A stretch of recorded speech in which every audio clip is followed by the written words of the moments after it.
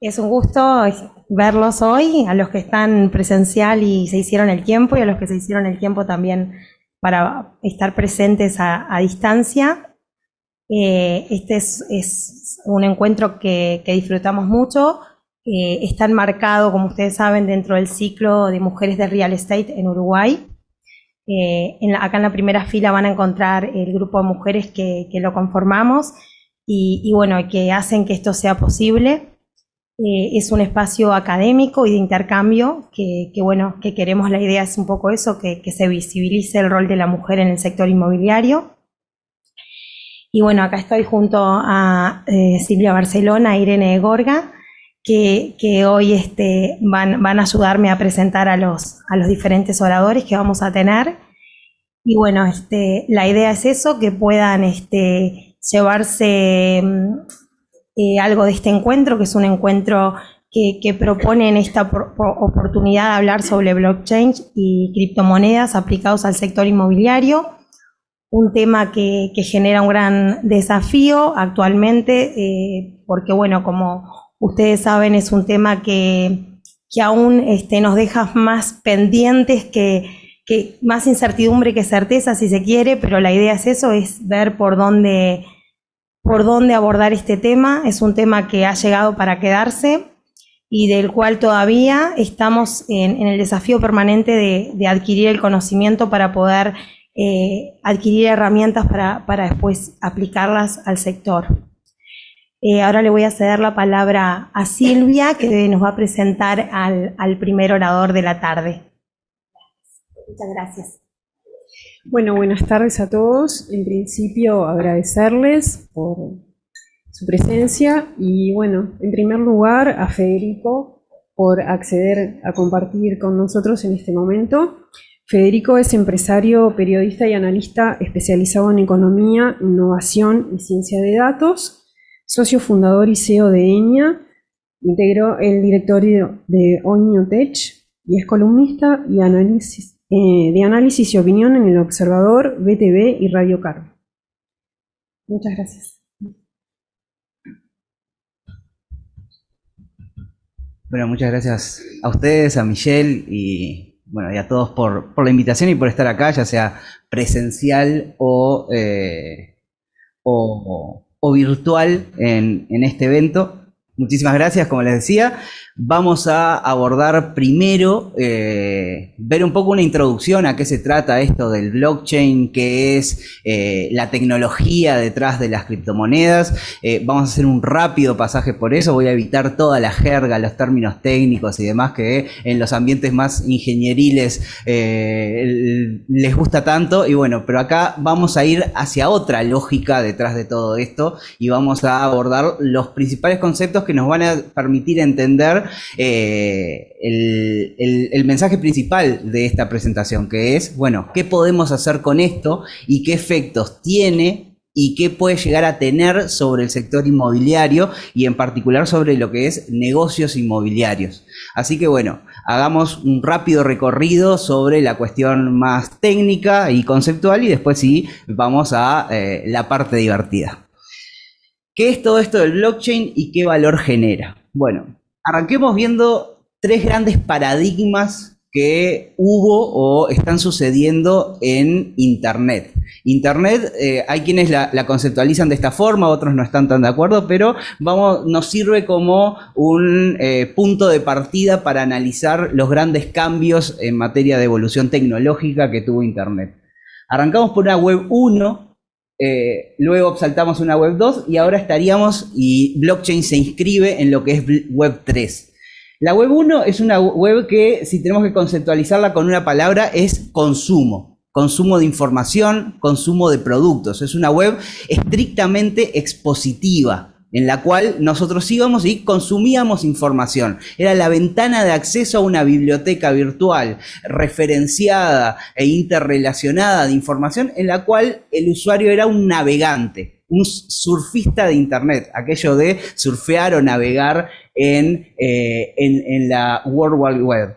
Entonces, tenemos empresas paradigmáticas de esto, Google con su buscador que nos permitía ordenar esa información, Wikipedia que nos daba el conocimiento de en lo que se transformó en la mejor enciclopedia del mundo, y después quizás podríamos poner las primeras versiones de Amazon, donde lo que hacía era funcionaba como una vidriera para la compra de productos que de otra manera se comercializaban de forma directa en el negocio del retail. La Web 2 es un salto inmenso en todo esto. Hace que el concepto pase de consumo de información a interacción. Pero interacción no ya con la información, sino entre personas, el vínculo y la web social.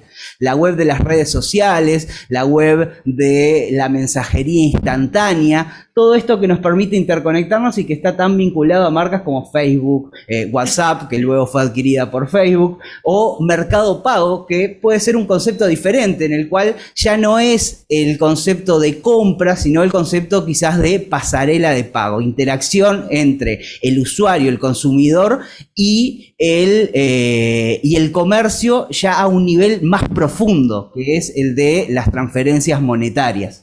Pero ahora vamos a la Web 3. La Web 3, el concepto es descentralización, que es capaz que un concepto más difícil de entender. Ya no es una web en la cual yo tengo un proveedor de servicios tecnológicos que me brinda un determinado servicio, como puede ser Facebook o como puede ser VisaNet, pongámosle, sino que lo que tengo es la posibilidad de eliminar ese intermediario. Cuando salió Uber se hablaba de eliminar el intermediario en el transporte de personas, pero en realidad eso no era eliminar a quien intermedia, era una sustitución. Sustituimos a toda la burocracia o la regulación asociada al transporte público de taxis y a los taxistas como institución y lo sustituimos por Uber, que es un servicio también centralizado. ¿Qué pasa si no tuviéramos que depender de eso, de que haya alguien en el medio? Y yendo a cuestiones quizás más de fondo, por ejemplo, en la emisión monetaria, que no haya un banco central que tenga que emitir el dinero que entra en circulación, sino que pueden ser los propios usuarios del dinero los que puedan hacer uso de las transacciones sin necesidad que haya un banco central o un banco intermediando esas operaciones. Esa es la web 3.0, que es la que muchos marcan como, bueno, un cambio en el paradigma. ¿Por qué? Porque hoy en día el problema está en la centralización. Ha generado inconvenientes muy grandes, como por ejemplo la centralización de la información. Tres grandes empresas, Microsoft, Google, Amazon, concentran buena parte de los datos y de la infraestructura que se necesita para sostener Internet. Entonces, de alguna manera, dependemos de ellos como proveedores de esos servicios. La conversación está también centralizada en las grandes redes sociales. Las finanzas están centralizadas en grandes proveedores, que son los bancos o las pasarelas de pago o las tarjetas de crédito. Si lo llevamos a este último nivel, lo que vemos, digamos, cómo funciona hoy el mundo de los pagos es, yo hago una compra, quiero comprarme un iPhone a través de Mercado Libre, entonces lo que hago es, tengo que recurrir a un proveedor de servicios financieros, que es en este caso, o de intermediación en los servicios financieros a nivel virtual, que va a ser Visa, que a través de mi tarjeta de crédito yo lo introduzco y va a ir, pongámosle que una tarjeta de débito, entonces va a mi cuenta de BBVA y toma el dinero de ahí y se lo va a pasar a Mercado Libre para luego Mercado Libre despachar ese producto a través del proveedor. ¿Podemos matar a ese intermediario de alguna manera? ¿O cuál es el valor que genera? En todo esto está generando el valor sobre todo en el elemento confianza. ¿Con qué juega Visa? Primero, con que nosotros confiamos en ella para darle acceso a nuestra cuenta bancaria. Es decir, puede a través de la tarjeta de crédito, nosotros confiamos en que, bueno, va a ir y va a tomar los fondos de la cuenta y va a tomar solo lo que nosotros estamos autorizando en esa compra. Mercado Libre también confía en Visa, porque confía en que va a recibir el pago por el servicio por el producto que nosotros estamos comprando. Y BBVA también confía en ella porque lo que le da es acceso a mi cuenta y confían que va a llegar esa plata al tercero que yo dispongo y nada más que a ese tercero. Entonces hay ahí un valor de confianza que juega entre todas las partes y que hace que el ser el dueño de la base de datos de intermediación, o sea, el dueño de la base de datos de, bueno, el que tiene la cuenta bancaria y el que tiene la información sobre los saldos que yo tengo y la capacidad de operar sobre esa base de datos, le da un valor muy grande. ¿Y en qué se sostiene ese valor? En que todos los demás confían en que esa base de datos va a ser operada de manera legítima y de acuerdo a lo que cada una de las partes espera de ese proveedor. La idea atrás de la descentralización es sacarle a un solo agente la capacidad de incidir sobre esa cuenta bancaria o sobre esa información que hay ahí depositada. Entonces, ¿qué necesitamos para generar una blockchain, una red descentralizada? Bueno, lo primero es que no haya propiedad sobre la información. Entonces, si logramos inventar una tecnología que nos permita que se cumplan estas condiciones, vamos a poder pasar a ese otro nivel en que no vamos a necesitar a VisaNet ni al banco como intermediario. No hay propiedad sobre la información, hay un acceso público a todos los datos. Eso puede estar bueno, puede generar complicaciones porque, bueno, que todo el mundo sepa las operaciones que hay y demás, bueno, capaz que no es un caso de uso deseable para todo el mundo y para todas las posibilidades que hay. No hay un solo lugar donde esté la información, o sea, si no hay un único dueño, esa información no puede estar en un solo lugar. Tiene que estar distribuida entre distintos lugares y distintos proveedores. Tenemos que, de alguna manera, tener la posibilidad de hacer contralor de esa información. No puede ser que desaparezca de un único lugar, porque ahí ya le estamos dando poder al que es dueño de ese lugar donde se aloja la información. Así que la información tiene que estar deslocalizada o tiene que estar dispersa con copias en distintos lugares. Tiene que haber reglas claras de cuándo y cómo se pueden agregar datos a esa base. Porque ahí tenemos que saber, bueno, quién puede agregar y quién no datos a la base. Y agregar no tiene que ser una cuestión de poder. No puede haber alguien que tenga derecho a agregar datos a la base y otros que no. Tiene que haber una suerte de protocolo, que eso es lo que hay detrás de la tecnología blockchain, un protocolo que permite que se agreguen datos pero solo bajo determinadas condiciones, y que esos datos puedan ser validados entre todos y que ahí sean distribuidos a lo largo de toda esa red y estén escritos por igual en todos lados. Lo otro es que no se pueda eliminar información, porque si yo puedo eliminar la información, entonces, bueno, ahí puedo alterar las distintas copias y por lo tanto ya no me sirve como una base de datos que me garantice que está distribuida y deslocalizada. Y luego que toda la información sea trazable y transparente. Es decir, si hay algún tipo de alteración, yo tengo que tener la capacidad de encontrar, detectar y decir, opa, acá hay algo que se hizo mal. Si nosotros cumplimos estas condiciones, que es las que trae la tecnología de blockchain, entonces ahí sí vamos a poder matar al intermediario. Entonces, ¿qué es lo que hay detrás? Es una suerte de libro contable, porque la lógica es más o menos la misma que la de un libro contable. Los que saben lo que es un libro contable, es un libro donde hay anotaciones. Se realizan asientos contables donde se va poniendo los movimientos que hay en una determinada cuenta o en un determinado activo o patrimonio. Entonces, ese libro, en realidad, los contadores no eliminan asientos viejos, sino que van agregando nuevos y hay asientos, por ejemplo, que corrigen operaciones que estuvieron mal ingresadas, pero no es que borran, sino que agregan un nuevo asiento. Con esa lógica del libro contable, es que podemos ir anotando en estas bases de datos distribuidas, por ejemplo, que Lucía le pasa a Javier 0,2 Bitcoin. O después que Gonzalo le pasa a Carla 0,1 Bitcoin. Que Carla le pasa a Agustina 0,3 Bitcoin. Eso es lo único que hay en una red de blockchain, como por ejemplo Bitcoin. La red de Bitcoin es eso. anotaciones que están en distintos libros hablo de copias de los libros que están distribuidas en cualquiera que lo quiera tener, y que para anotar esta operación es necesario que se cumplan determinadas reglas, no importa cuáles, y no nos vamos a poner técnicos de decir, bueno, cuándo se anota y cuándo no. Lo importante a saber es que tenemos una manera en la cual podemos ir registrando estos asientos. ¿Y qué hay que hacer para saber cuál es el saldo de una cuenta de Bitcoin? Nada más sumar y restar. Ver todas las veces que esa cuenta recibió dinero menos todas las veces que esa cuenta envió dinero, y ahí vamos a tener el saldo. Pero no hay nadie en el mundo que guarde esa información y a la que consultar esa información. No es una persona, no es un proveedor. No hay que ir al banco y preguntarle, che, Carlitos, ¿cuánta plata tiene?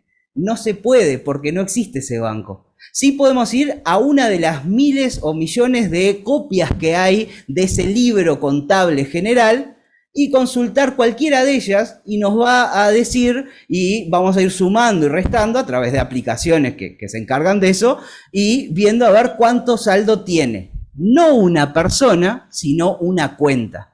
Y ahí es que empezamos a cambiar el chip respecto a la forma en la que nosotros estamos hoy operando en la web. En la web 2 teníamos cuentas de usuario, es decir, tenemos el clásico usuario y contraseña, el login, donde nosotros introducíamos en general nuestro correo electrónico y elegíamos una contraseña que lo que hacía era certificar de alguna manera que nosotros somos los dueños de esa cuenta. Entonces, siempre teníamos todo atado a un correo electrónico. Está bien, podíamos armar millones de correos electrónicos diferentes, con los seudónimos que quisiéramos ponerle o los nombres más estrafalarios, pero aún así siempre había una correlación entre una cuenta de correo o un teléfono o un nombre de usuario y una contraseña que yo ponía para hacer la operación.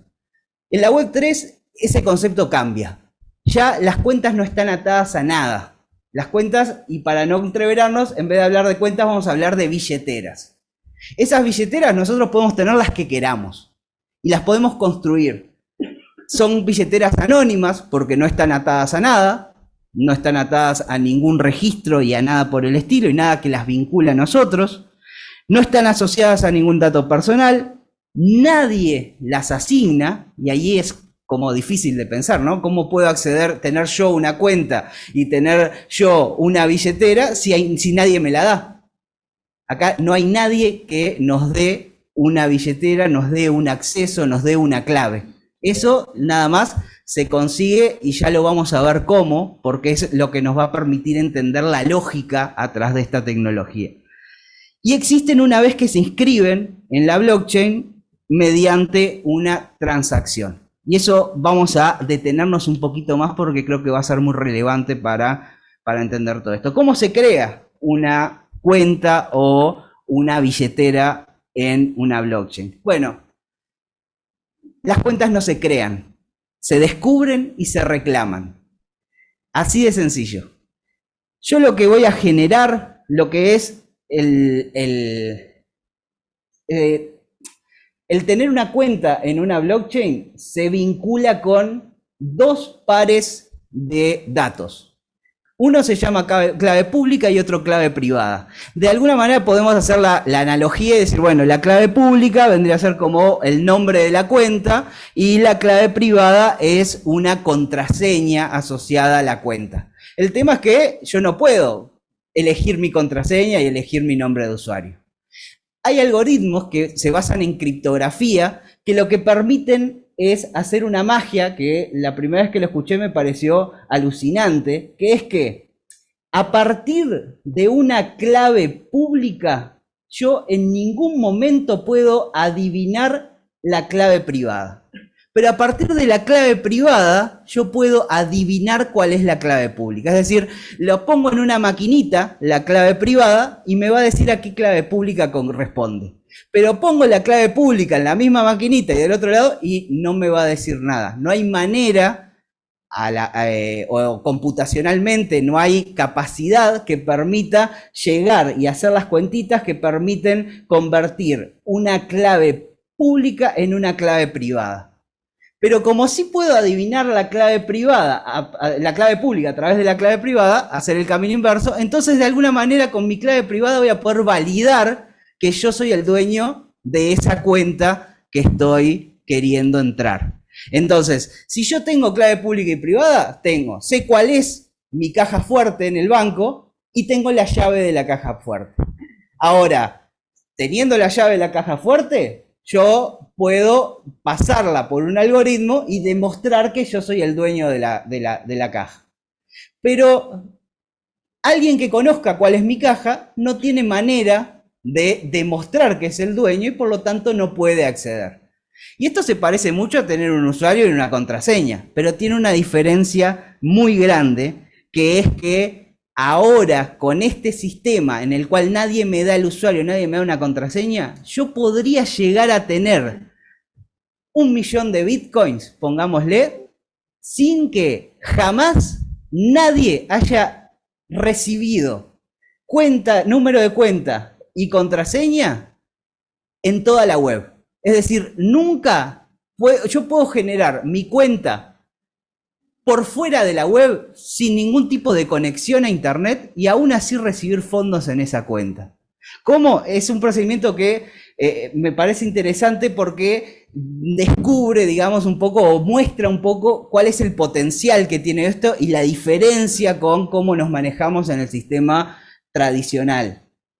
Esto funciona, por ejemplo, a través de este servicio que es BitAddress, que nos permite a través del algoritmo que genera a través de claves privadas, claves públicas, pero no al revés, generar un par de claves. Entonces, ese algoritmo no requiere conexión a internet. Esta aplicación perfectamente se puede instalar en una computadora que no tuvo jamás en la vida acceso a internet y no la va a tener jamás porque hago esto y la quemo, pongámosle, jamás toca un cable o una red Wi-Fi, genero mi par de claves, me imprimo las claves para guardarlas y tenerlas seguras, pero comparto nada más con una persona que me va a mandar dinero mi clave pública. Y esa persona manda dinero a esa clave pública. Manda, pongámosle, un Bitcoin a la clave pública, que es un montón de plata. Estamos hablando de, en este momento, cerca de $20.000. Le paso la clave pública, esa persona hace la transferencia a esta clave pública que nadie usó, porque es prácticamente imposible que alguien aleatoriamente llegue a una misma clave que otra persona usó, pues estamos hablando que hay más direcciones que átomos en el universo a través del código hexadecimal que lo genera. Entonces, alguien pasa plata a esa cuenta y como alguien pasó plata a esa cuenta, ya en el libro contable, que es la blockchain, va a aparecer que esa cuenta recibió, pongámosle, ese Bitcoin. Cuando alguien quiera consultar el saldo de esa cuenta, le va a decir que esa cuenta, lo único movimiento que tuvo fue uno solo, donde recibió un Bitcoin, por lo tanto, el saldo final es de un Bitcoin. Y yo soy la única persona que tiene la clave privada que genera esa clave pública. Y la tengo impresa en un papel, no en una computadora, no en una cuenta en un banco, nada por el estilo. Está solo en ese papel. Si ese papel se quema, si ese papel desaparece, se lo lleva el viento, desaparece la titularidad de la cuenta y nadie jamás va a poder reclamar ese Bitcoin que hay ahí. Y esa cuenta, ese nombre de usuario, esa contraseña, nunca jamás tocó un servidor de computadora. Es decir, estamos hablando de que un papel me da derecho a reclamar ese dinero que está en la web, pero está distribuida en una red que nadie tiene la titularidad. Entonces, ese es el potencial que tiene esta tecnología. Nos permite transferir valor sin necesidad de que hayan instituciones intermediarias. Para eso, claramente, tenemos que ponernos de acuerdo en darle valor a esas cosas que están ahí. Si nadie está dispuesto después a cambiarme Bitcoin por dólares, yo en realidad no tengo ahí $20.000. Pero eso lo van a analizar con Fernando, que Fernando va a trabajar todo lo que tiene que ver con la cuestión financiera detrás de esta tecnología. Acá nos vamos a quedar con modelos de negocio y vamos a pensar en términos de, bueno, ¿y qué podemos hacer con esto? ¿Cómo se puede hacer plata con esto? Entonces, en ese sentido y entendiendo el potencial que tiene esta tecnología, podemos ir un paso más y mirar esos modelos y qué están haciendo. Para eso vamos a separar dos tipos de redes y dos tipos de tokens, que son los activos que estamos intercambiando a través de la red de blockchain. Activos que son fungibles y activos que no son fungibles. Fungibilidad tiene que ver con la capacidad para intercambiar un activo por otro. Esto es, un Bitcoin por otro Bitcoin. ¿Son iguales un Bitcoin que otro Bitcoin? Y sí. ¿Es igual un dólar que el otro? Y sí, es igual. Tienen número de serie diferente, pero valen lo mismo. Ese dólar, al igual que el Bitcoin, son fraccionables. Es decir, 2 billetes o 10 billetes de 20 pesos, en este caso pongámosle, y equivalen a un billete de 200 pesos. Valen exactamente lo mismo. Por eso son activos fungibles. Después están los activos que no son fungibles, que no son posibles de intercambiar por otro similar. Un cuadro por otro, y no vale lo mismo. Una casa por otra, no vale lo mismo. Podemos llegar a aproximarlas en valor, pero no podemos separarlas. No podemos decir que una casa vale lo mismo que el ala este y el ala oeste de la casa, o que el baño y la cocina valen lo mismo que el living comedor. No. Acá no es un bien divisible. Y de esa manera los modelos de negocio van a ser diferentes cuando tenemos bienes o activos divisibles y no divisibles dentro de la red. Los divisibles más característicos son las criptomonedas. Es decir, Bitcoin, Ethereum, Tether, Binance Coin, Litecoin, los símbolos que tenemos ahí y que ya empiezan a escucharse bastante en lo cotidiano. Y de hecho, más de algún agente inmobiliario que anda por la vuelta han tenido algunas operaciones, sobre todo con extranjeros, que están nominadas en estas monedas, donde el intercambio se hace ya no de dólares en una cuenta bancaria, sino de activos virtuales en un monedero, en una red de blockchain. Y después tenemos activos no fungibles, como por ejemplo los NFTs, que tanta prensa han tenido en los últimos años, que son representaciones visuales, gráficas, que muchas veces están asociados a algún valor. Por ejemplo, hay NFTs vinculados a lo que llaman fan tokens, que son representaciones gráficas vinculadas a algún equipo de fútbol o equipo de algún deporte o algún grupo musical o cosas por el estilo, y que generan al que lo tiene algún derecho. Como puede ser, por ejemplo, votaciones. El hecho de tomar decisiones en el club de fútbol, hay algunas decisiones. De hecho, estos tokens los emiten los cuadros de fútbol a través de socios.com y otros proveedores de estos servicios, y que les permiten, en realidad, vender derechos a la hora de tomar determinadas decisiones sobre el club. Decisiones mínimas en general, pero que aún así les generan cierto atractivo a los fans para decir, bueno, yo quiero comprar un derecho de esto. Es como comprar una butaca en un estadio, pongámosle.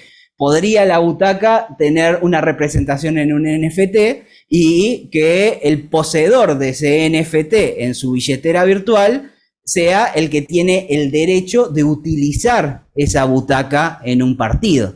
Y entonces, al ser ese el derecho, yo también puedo intercambiarlo, puedo vender mi derecho. ¿Y a cuánto lo voy a vender? Y a lo que alguien esté dispuesto a pagarlo.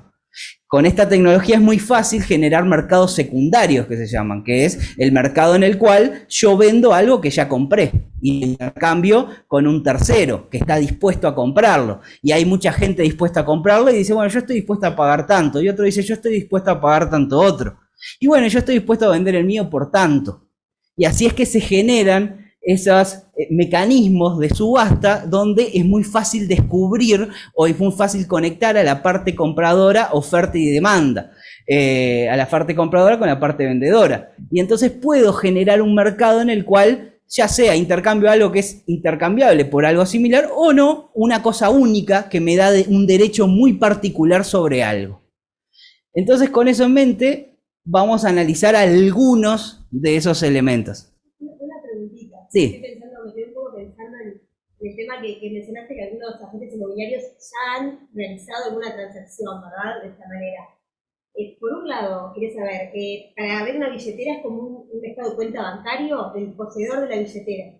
¿Lo ve como un estado de cuenta bancario? Sí, hay aplicaciones que uno se instala y que lo que hacen es escanear la red y puede ver cuál es su estado de cuenta, digamos, y ver también los movimientos que se han efectuado a través de eso. Para generar la transacción, en el caso que se dé una compraventa, ¿verdad? Y el medio de pago sea este.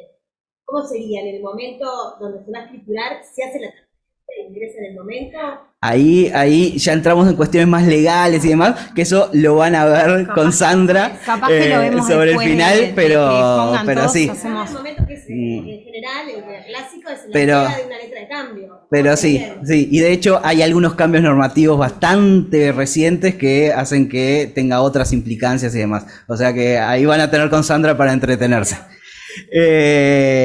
La cuestión vinculada con las cripto es que facilitan enormemente el intercambio de valor de una billetera a otra, porque ya es una cuestión de yo doy la orden de que la plata vaya de mi billetera a otra y la plata llega.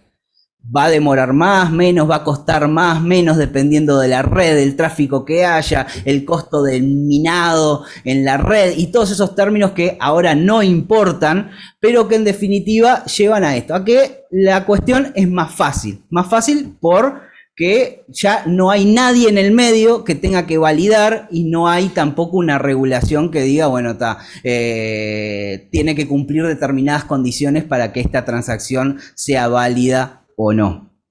Elimina las fronteras y los intermediarios, reduce los costos de emisión y transacción. Esto termina siendo muy barato. Hoy puedo mandar dólares a través de Tether, que es una criptomoneda, que eso seguramente lo va a analizar un poco Fernando, pero es una moneda que va junto al dólar y entonces siempre vale $1. Entonces, si esa moneda la intercambio a través de esta red, bueno, puedo hacerlo a, por ejemplo, $0,25 a través de la red de Binance. Es decir, eso me cuesta una transacción que puede ser local como puede ser internacional, porque es exactamente lo mismo.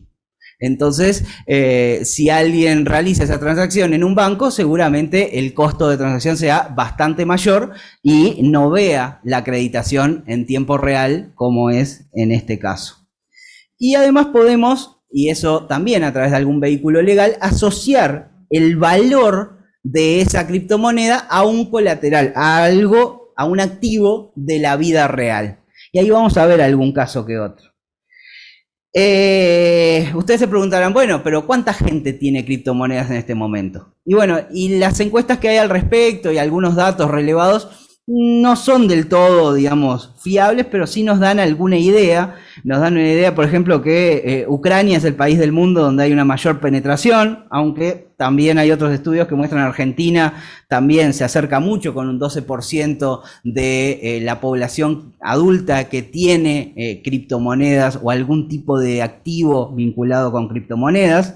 Rusia es otro país, Venezuela. Hay un común denominador en todo esto que tiene que ver con una mayor penetración de las criptomonedas en países donde los sistemas monetarios son bastante más restrictivos y complicados. En el caso de Ucrania, bueno, están en una guerra y es muy difícil, por ejemplo, a exiliados sacar la plata e irse con toda la plata en el bolsillo. Entonces, es más fácil generar, como veíamos, una billetera de papel y me llevo el papelito, o aunque sea me tatúo igual la clave privada y la clave pública y me voy del país con todos mis ahorros. sin pasar por intermediario ninguno. En el caso de Rusia, bueno, los bloqueos a nivel financieros hacen que sacar la plata por este lado sea mucho más fácil. Lo mismo que Venezuela, lo mismo que Argentina, países muy restrictivos en el mercado de capitales. Es donde hay mayor penetración y mayor caso de uso, donde estas tecnologías agregan valor. Pero ya vemos que Mercado Libre en Uruguay tiene su apartado especial de inmuebles que aceptan criptomonedas como medio de pago. Si entran al apartado van a ver que hay en este momento unas 200 propiedades, de las cuales más de 2/3 están en Punta del Este. Eso habla mucho también del perfil del dueño de esas propiedades. Seguramente muchos de ellos sean argentinos, que les es mucho más fácil sacar la plata y llevarla a su país o llevarla a otro tipo de inversiones a través de criptomonedas que hacerlo a través del sistema bancario. Entonces, como refugio de valor, en ese sentido, confiando siempre en que las monedas que decimos, bueno, valen $1, sigan valiendo $1, que eso es un supuesto que no está exento de riesgo, pero aún así el argentino enfrenta tanto riesgo en su vida económica que uno más, ¿qué le va a hacer? Así que bueno, ya vemos que acá algo de eso se está usando. Acá tienen esos NFT, hay una colección Bored Apes, los simios aburridos, que tienen un valor muy, muy alto y hoy, por ejemplo, los más baratos, acá listados en OpenSea, que es el lugar, digamos, de subastas de criptoactivos, digamos, no fungibles, están 78 ETH, 78 Ethereum, Ether, que son unos $1.360 cada Ether, o sea, estamos hablando de prácticamente $100.000 el simio más barato. Que esto lo que nos da es la propiedad sobre el código que genera esta imagen, pero a la vez el dueño de esta imagen tiene derecho a un montón de cosas asociadas a esta comunidad que se ha vuelto bastante exclusiva. Entonces, bueno, acá hay toda una narrativa que muchas marcas lo están aprovechando desde el punto de vista del marketing para decir, bueno, esto que tengo yo y que puedo exhibir que soy propietario, me da derecho a un montón de cosas que otros no tienen. Y eso genera a la vez todo una movida comunitaria que es sumamente interesante y que, bueno, como ven, se paga y se paga bastante caro. Los tokens de clubes, que ya hablamos al respecto, y hay otro proyecto que me interesa porque es uruguayo, que se llama Aigualand. Aigualand son un grupo de inversores, uruguayos todos, que compraron en Aiguá, en el departamento de Maldonado, 25 hectáreas en el medio de la nada. En esas 25 hectáreas ellos planean hacer una reserva natural. Y asociada a la reserva natural, una suerte de emprendimiento que contiene un hospedaje, pongámosle más al estilo glamping, en el cual uno puede quedarse unos días y hacer senderismo y cuestiones vinculadas con la reserva, recorrer esa reserva gigante de fauna y flora, pero para poder usar esas instalaciones tiene que tener un NFT, es decir, un activo virtual que lo va a comprar, y a través de la compra de NFT ellos lo que van a hacer es financiar todo el mantenimiento de esa reserva natural. Ahí hay una cuestión que es, a ver, acá hay una cuestión de utilidad, esto es, el que tenga ese NFT va a poder usar esas instalaciones, pero también hay una cuestión que tiene mucho que ver con la narrativa, ¿no? Es decir, acá no va a comprarlo nada más alguien que está interesado en vacacionar, sino alguien que está interesado en sentirse parte de la preservación de un espacio natural. Y como esto, están viendo replicar esto en otros lugares del mundo, Malasia, el sur argentino y demás, y comprar otras tierras y que ese NFT pueda ser intercambiable y utilizar las distintas instalaciones en plan tiempo compartido. Este es un proyecto uruguayo y que se basa justamente en la tenencia de este activo, que yo además una vez que lo compre lo puedo vender, y donde la tenencia dura determinado tiempo, 3 años, 5 años, y entonces con eso ellos van obteniendo nuevos fondos y a través de eso financiando la adquisición de nuevas tierras y sostenimiento de las tierras que van teniendo a nivel local. Y otro ejemplo es el de Global Cannabis Holding, que es un fondo de inversión especializado en proyectos canábicos. Es decir, proyectos que utilizan cáñamo y para distintos usos, que pueden ser medicinales, incluso algunos vinculados con la construcción y demás, que se fondearon a través de la emisión de activos virtuales. El que tenga un activo virtual tiene una participación en ese fondo de inversión que, si bien es un proyecto uruguayo, está hoy radicado en, creo que Luxemburgo. Y ahí, con la regulación, lo que hicieron fue, bueno, emitir en un fondo de inversión y luego vincularlo a esos activos digitales. Algo que hoy todavía sigue siendo muy difícil y muy riesgoso a nivel normativo. Pero piensen en esto también como forma de fondear proyectos vinculados al área de construcción. Y ahí es que empezamos a sacar ideas ¿y por qué en realidad sería más fácil hacer esto que emitir acciones o participaciones en un fideicomiso? Y porque acá no importa dónde esté el inversor, no importa quién sea el inversor, va a tener, a través de la propiedad del NFT, derecho a reclamar la propiedad de ese fondo o esa participación dentro del fondo, con lo cual facilita enormemente el hecho de generar un mercado donde se compre y venda ese activo virtual.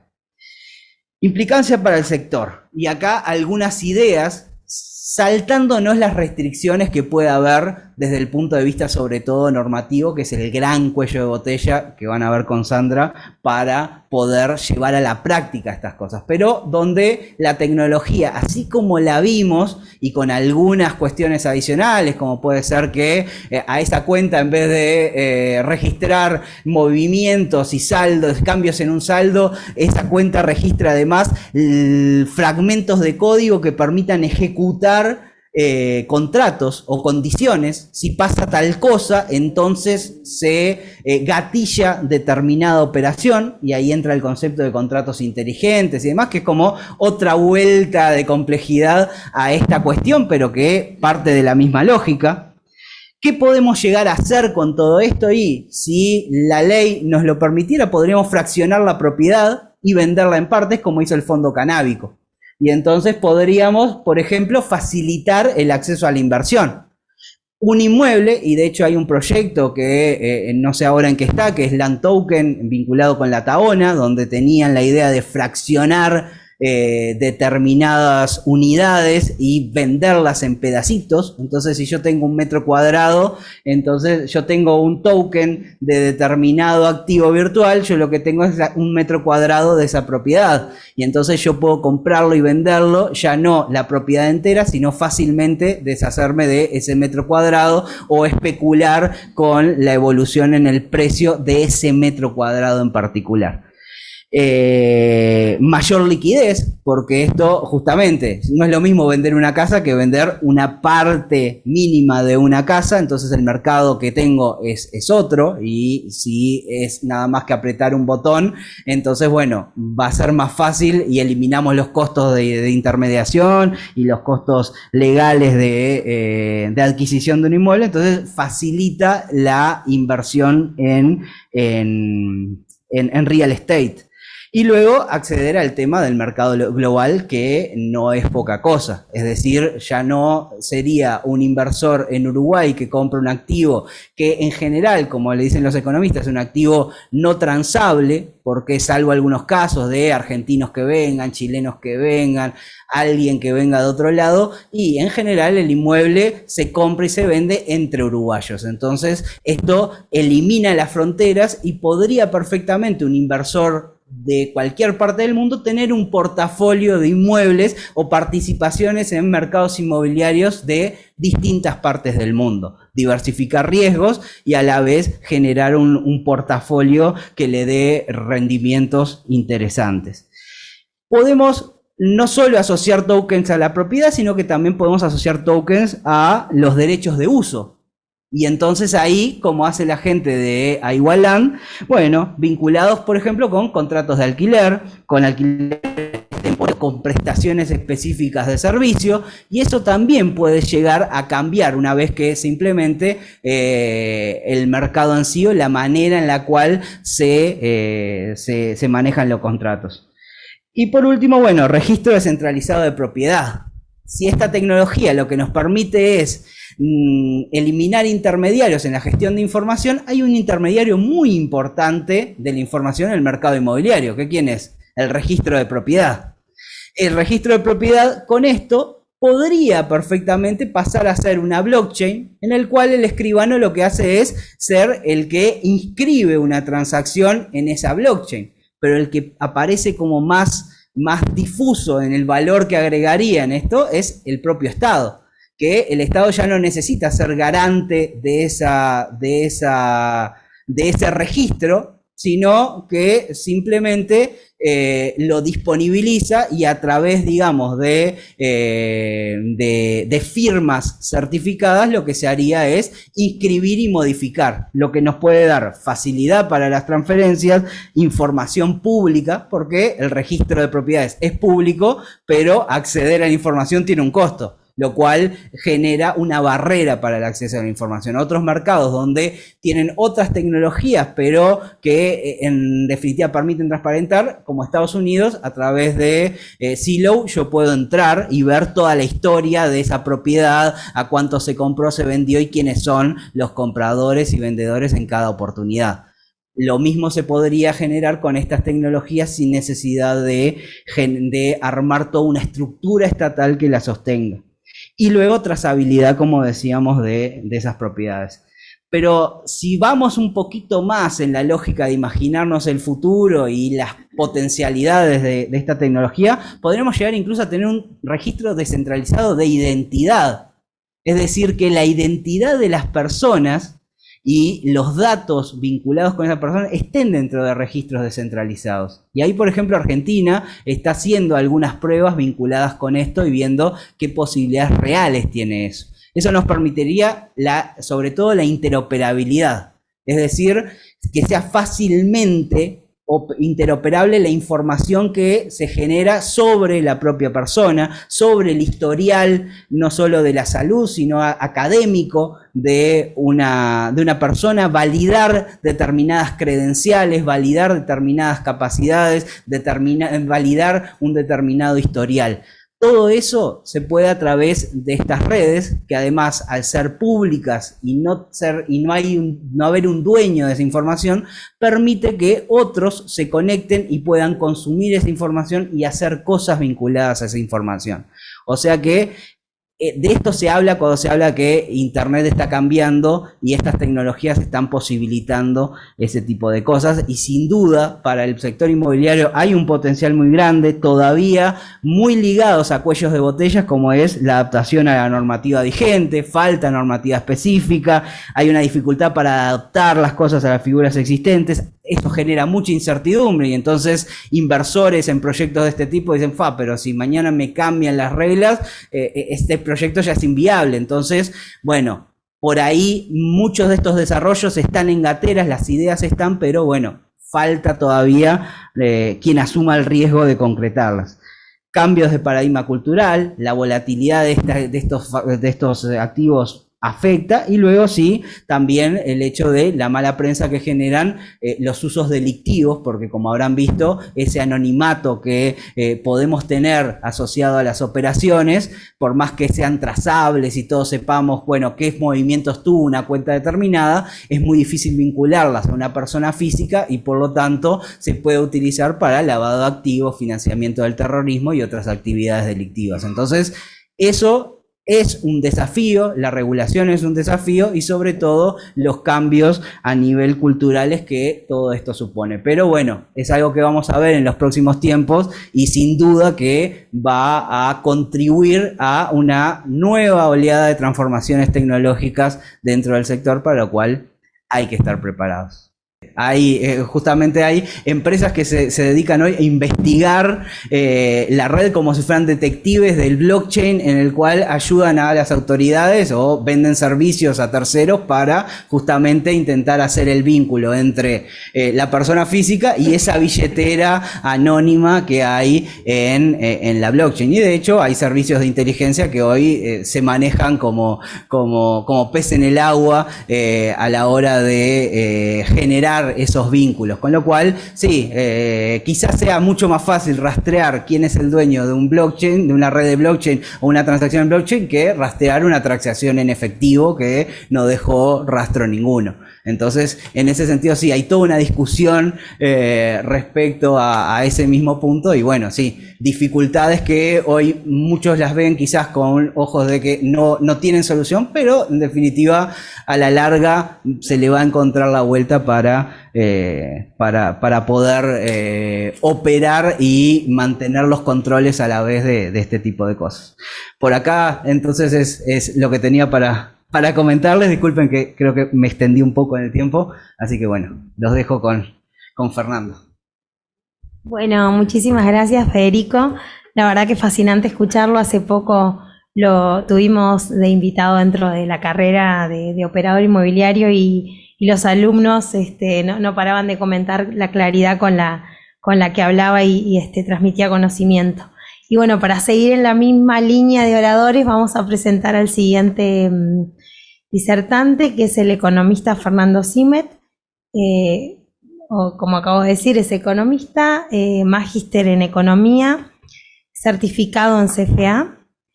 Y bueno, un poco para que hoy nos quede, digamos, todo el panorama de lo que este desafío representa. Él además se dedica en su parte laboral, es jefe del área de activos del Banco Central.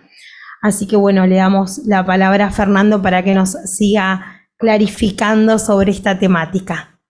Como decía Federico, ahora nos vamos a ir del tema blockchain específicamente, nos vamos a ir a las características financieras que tiene esto, cómo lo podemos implementar, y lo que son los distintos tipos de monedas que hay, ¿sí? Primero una definición, ¿sí? La definición, ni siquiera los reguladores al interior de un solo país se ponen de acuerdo. No hay una definición única de esto. Pero vamos a tratar de hacer algo en este sentido. Es un activo similar al dinero, que se almacena o intercambia principalmente en sistemas informáticos digitales. O sea, no tiene representación física, va por la internet y tiene características que comparten con el dinero. No necesariamente todas. Se caracteriza porque no requiere intermediarios, como decía Federico, y reducen ampliamente costos de transacción.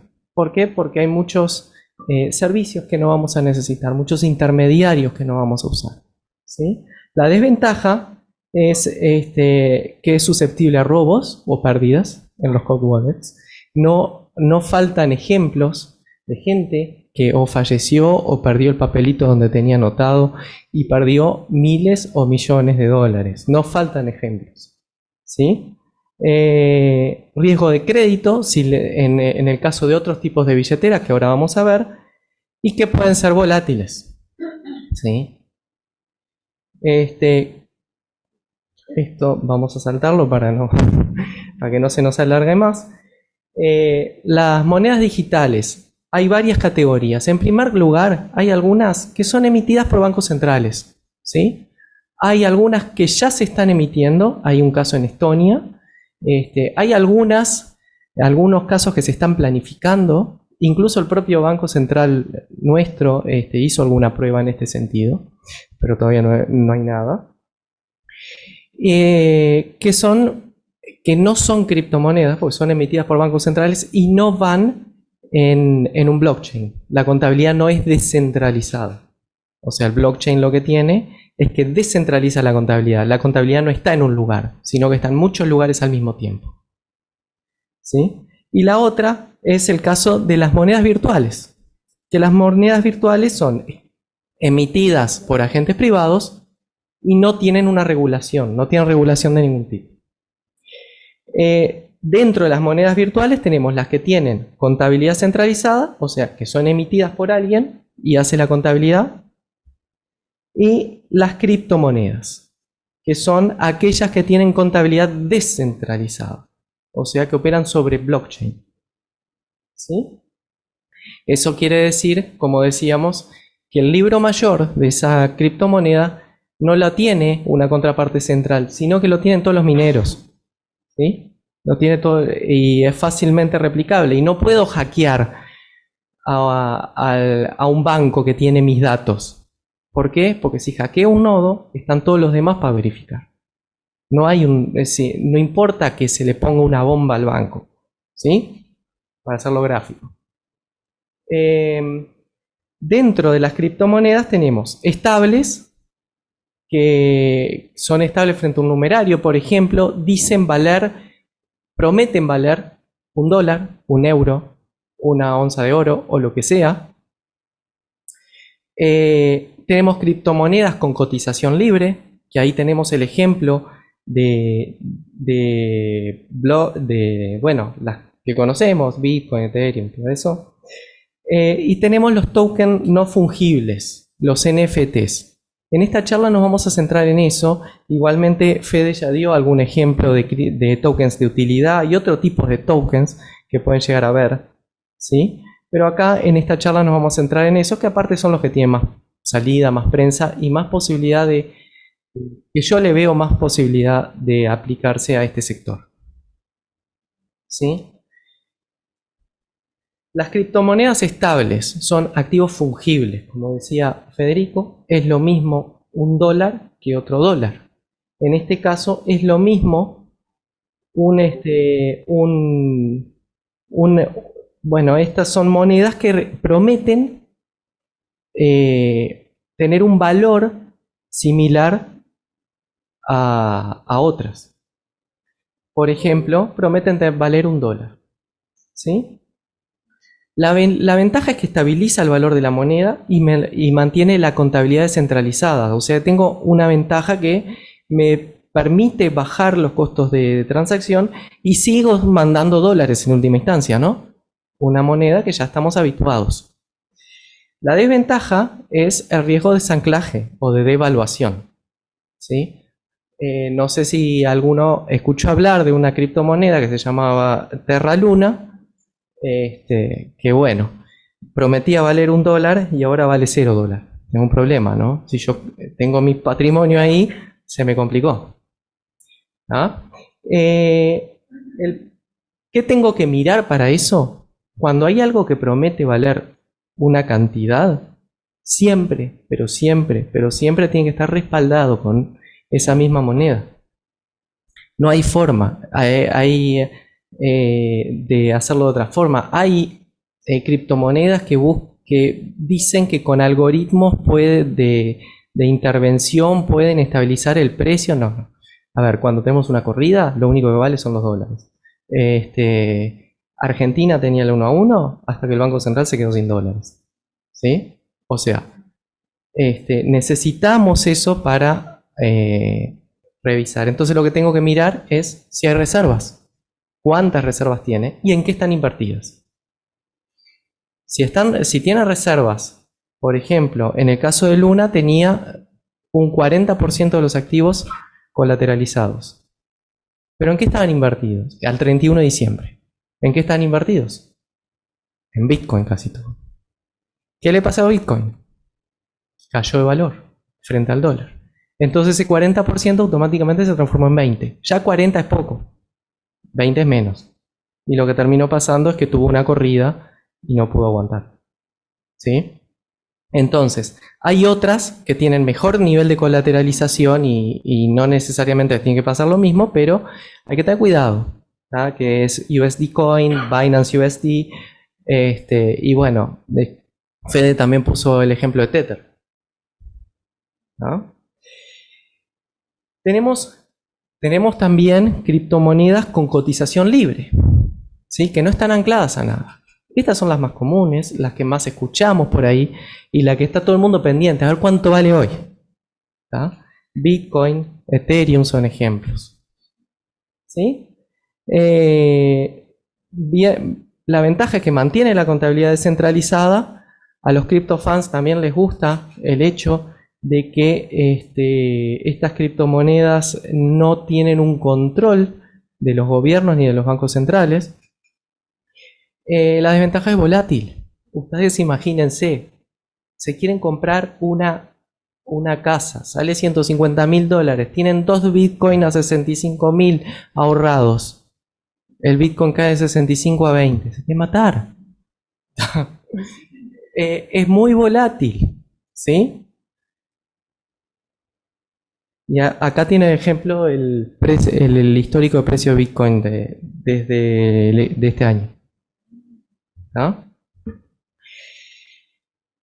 Por otro lado, emparentado con esto, pero no es exactamente igual, tenemos los famosos tokens no fungibles. Acá voy a repetir un poquito por arriba lo que dijo Fede. Y la diferencia más grande que tiene es que no son fungibles. ¿Sí? Estos tokens no son fungibles, no puedo intercambiar uno por otro. Sigue siendo la representación digital de activos específicos, pero ahora no son fungibles. Entonces puedo meter, por ejemplo, la propiedad de un inmueble ahí. Puedo meter la propiedad de una figurita. La figurita que juntan los chicos en el álbum, la puedo poner. Puedo poner cualquier cosa. ¿Sí? Puedo tokenizar, se llama eso. Cualquier activo que yo quiera tokenizar, lo puedo tokenizar. Y se han vendido activos que es increíble que se hayan vendido, que se hayan vendido al precio que se vendieron tokenizados, porque Fede nos ponía algún ejemplo, pero hay otros que dibujos de niños o cosas por el estilo que se venden por 20, 30 o 40 mil dólares. Una cosa fuera de este mundo. Decime, es así, ¿no? Bueno, por lo tanto, las criptomonedas son muy parecidas. A ver, a nivel financiero, los analistas están llegando a un consenso que son parecidas. ¿Ustedes cuántos de acá tienen hijos menores de 15 años? ¿Cuántos juntan las figuritas del mundial? Bueno, muy parecido a las figuritas del mundial, porque son tienen alguna diferencia porque no son exactamente iguales, pero son intercambiables prácticamente. ¿Sí? Son coleccionables. Y vamos a ver por qué no son monedas ahora. Ahora en un ratito, ¿sí? Antes vamos a ver los tipos de validación que hay acá. La validación en blockchain y en Bitcoin y en cripto es quién hace el asiento contable, quién registra la transacción. ¿Sí? Ahora, si yo lo pongo así y hay una recompensa por registrar la transacción, como la hay porque hay un pago a quien la registra, vamos todos, ¿no? Digo. Entonces, hay que exigirle algún tipo de esfuerzo a quien quiera registrar para que verifique que no va a hacer macanas, que no va a hacer cosas mal hechas. ¿Sí? Y entonces hay dos métodos fundamentales. Uno se llama Proof of Work, o prueba de trabajo, que lo que hace es hacer un puzzle matemático complicadísimo, al punto que se requieren cuartos enteros de computadoras para resolver un único puzzle. ¿Sí? Eso implica cuartos enteros de computadora que se requiere también enfriar, porque si no se quema todo. Entonces, eso implica un consumo anual de electricidad terrible, y justo en este momento que estamos con los objetivos climáticos. ¿Sí? Por ejemplo, el minado de Bitcoin consume más electricidad que Noruega, Chile y Suiza. Solo el minado de Bitcoin. ¿Está? La validación. O sea, es un disparate, ¿no? Y el otro problema que tiene es que son tan complicadas estos algoritmos matemáticos que la velocidad de registro es bajísima. Por ejemplo, ahí tienen que Visa te valida 24.000 transacciones por segundo. Master 5.000 y Bitcoin 7. ¿Ustedes se imaginan lo que pasaría si todos nosotros vamos a hacer nuestras compras con Bitcoin? Estalla el sistema. ¿Ah? Entonces se creó el otro método dominado, que es el Proof of Stake o la prueba de participación, que es el que vamos a ver ahora. La validación se da mediante la garantía de capital. Entonces, staking se llama esto. ¿Sí? Yo quiero validar, entonces necesito poner capital en garantía. ¿Y cómo lo consigo? Lo pido prestado. ¿Sí? Este método reduce dramáticamente el consumo de energía porque ya no hay nada que resolver. No se necesita un edificio lleno de computadoras, ni tampoco los enfriadores, ¿no? Y permite validar mucho más transacciones por cada segundo. Esto quiere decir que es escalable, ¿sí? Ejemplos de esto son Avalanche o BNB y Ethereum desde el 15 de septiembre. Acaba de migrar Ethereum. Desde el método anterior de Proof of Work, que era hasta el 15 de septiembre, y ahora es Proof of Stake. ¿Ah? Y en el caso de Avalanche, que es lo que encontré datos, puede validar 5.000 transacciones por segundo. Bueno, estamos hablando otro idioma, ¿no? Igual se puede ir mejorando para llegar a lo que mina Visa, que es el líder mundial en todo. A lo que valida Visa. ¿Sí? A ver si son monedas o no. Las monedas, por definición, tienen que poseer 4 características para ser consideradas monedas. Tienen que ser unidad de cuenta, o sea, se tienen que fijar precios en esas monedas. Tiene que ser medio de intercambio, o sea que si yo voy al kiosco de la esquina me la tienen que aceptar. Tiene que ser medio de pago, o sea que si yo tengo una deuda o le debo impuestos al gobierno o lo que sea, me lo tienen que aceptar. Y tiene que ser reserva de valor, o sea, tengo que tener una idea de que si yo tengo un monto hoy, probablemente lo tenga mañana también. Esas son las 4 características fundamentales que tiene que tener cualquier moneda. ¿Sí? Entonces vamos a ver si estos muchachos la cumplen. ¿Ah? Los NFTs. ¿Se fijan precios en los NFT? No. Medio de intercambio, ¿me lo aceptan en algún lado? No. Medio de pago, no. Reserva de valor, y bueno, capaz que sí, dependiendo de cómo evolucione el precio. O sea, más o menos. ¿Ah? O sea, y ahora, vamos a las monedas de cotización libre. Como unidad de cuenta. ¿Se fijan precios en estas monedas? Medio que no, ¿no? Medio de intercambio, ¿me lo aceptan en todos lados? Y no voy a poder comprar acá en la esquina con eso. Medio de pago, tampoco. Y reserva de valor, y más o menos, porque depende de la volatilidad de la moneda, ¿no?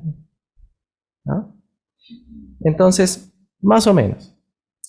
En el caso de las monedas estables, bueno, estas son un poco mejores, pues se comportan igual que alguna otra moneda, que el dólar, por ejemplo. Pensemos en el dólar.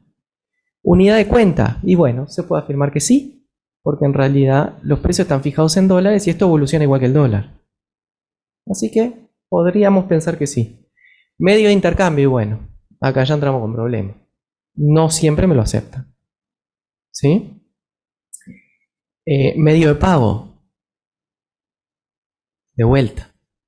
Y reserva de valor. Y bueno, siempre y cuando no se desancle, vamos a andar bien. O sea que vamos a darle el thumbs up. ¿Ah? Bueno, ¿cómo comprar la cripto? Ahora pasamos de otra parte. Vamos a empezar por definir las billeteras, los tipos de billetera que hay. Tenemos las custodiales, son billeteras centralizadas que en realidad están radicadas en una empresa. ¿Sí? Tenemos un activo con una empresa, entonces ahí empezamos a tener el riesgo de qué le pasa a la empresa. ¿Sí? Los criptofans a esto lo odian, por algo le dicen not your keys, not your coins. O sea, ¿tá? Porque en realidad no quieren riesgo de nada, ¿sí?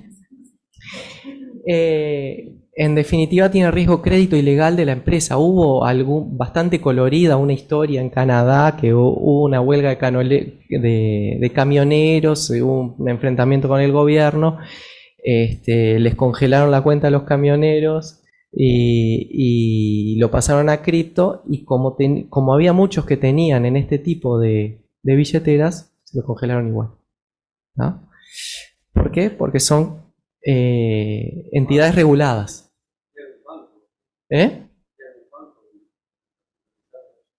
Y claro, es más parecido a un banco, ¿no? Y está sujeto a la regulación de la jurisdicción donde está emplazado, ¿sí?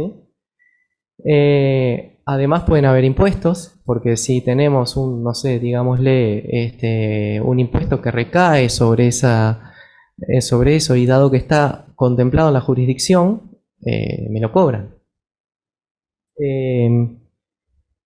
Son parecidos a cuentas en empresas. Ejemplo de esto son las cuentas cuando las tengo en un exchange, en una plataforma de intercambio, que ahora lo vamos a ver, ¿sí? O, por ejemplo, en el caso de Uruguay, Prex permite, ¿no? El tema con Prex es que no permite transferir.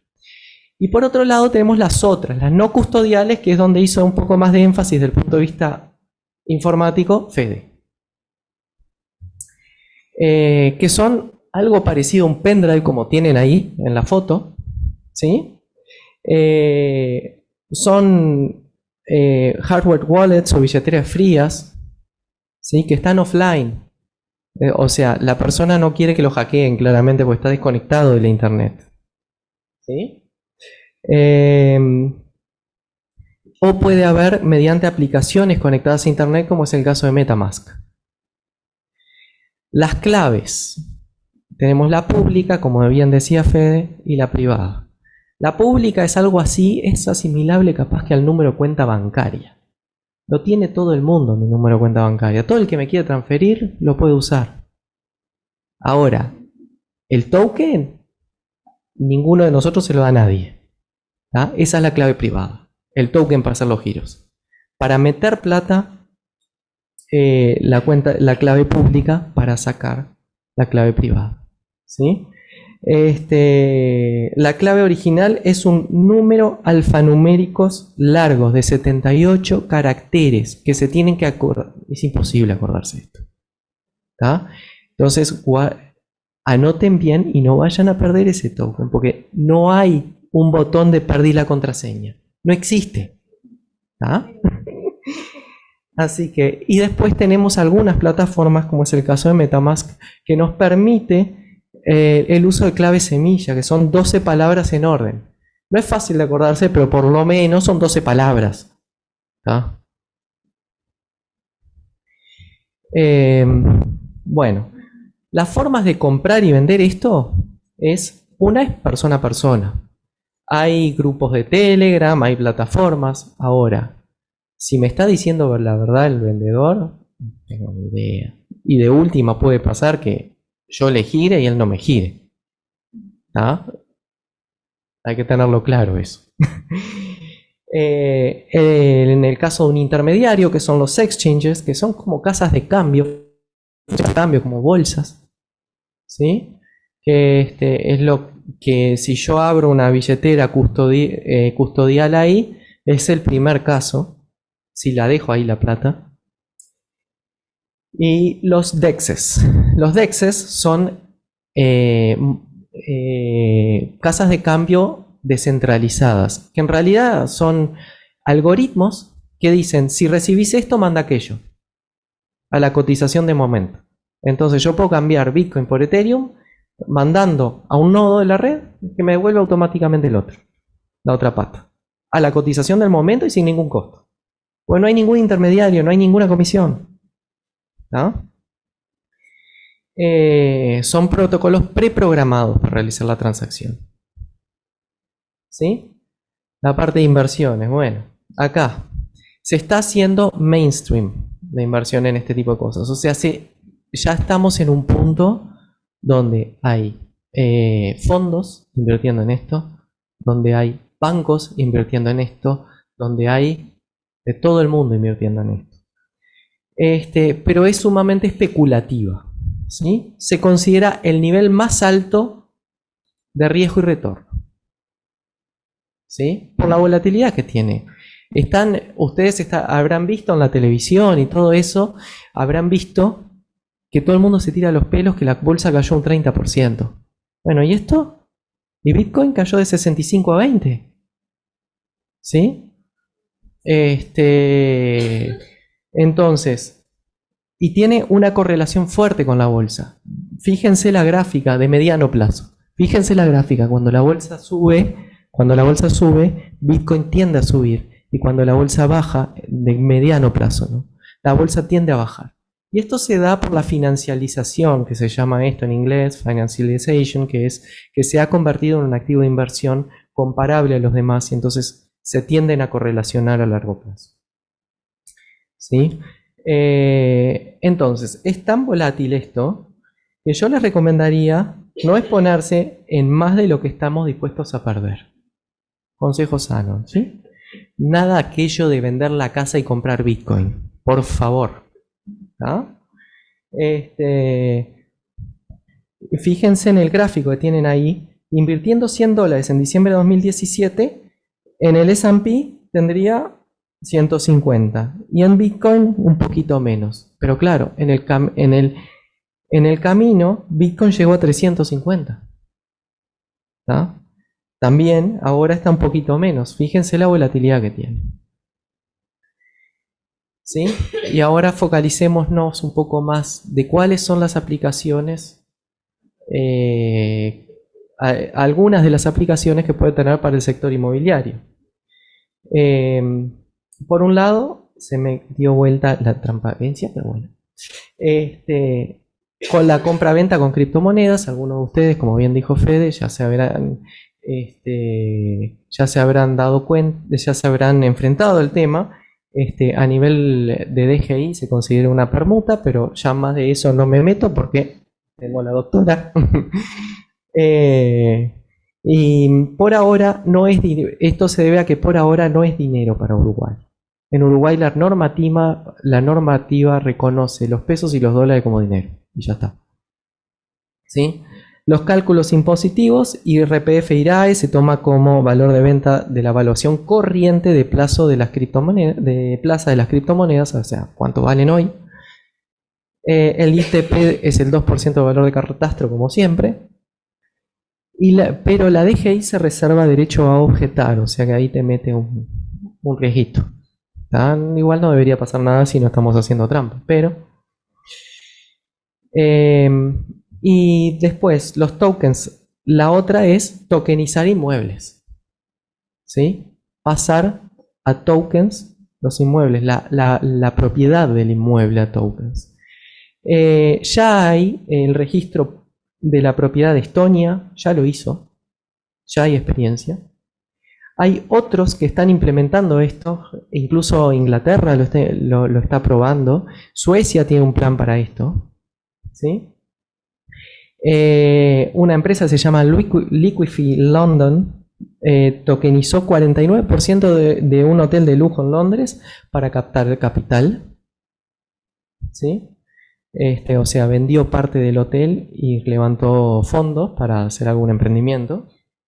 Real Tokens tokeniza inmuebles en Estados Unidos, dando derecho a voto y a recoger dividendos, o sea que es una propiedad en el capital. Rate BZ tokenizó en Brasil, un fideicomiso, e incluso Bricken en Argentina está tokenizando activos inmobiliarios y logró que el regulador le permita, le reconozca en el token la participación de fideicomisos. ¿Sí? O sea, el fideicomiso es el propietario del inmueble y el token es el patrimonio del fideicomiso y lo puedo vender. ¿No? Impacto en agentes del sector. Bueno, los impactos se prevé que sean bastante acotados, ¿no? Ustedes se imaginan que no cualquiera va a comprar con un token. ¿Sí? Sí, capaz que un inversor internacional, pero una persona que quiera propiedad para vivir difícilmente lo va a querer ver, va a querer ir por el método tradicional.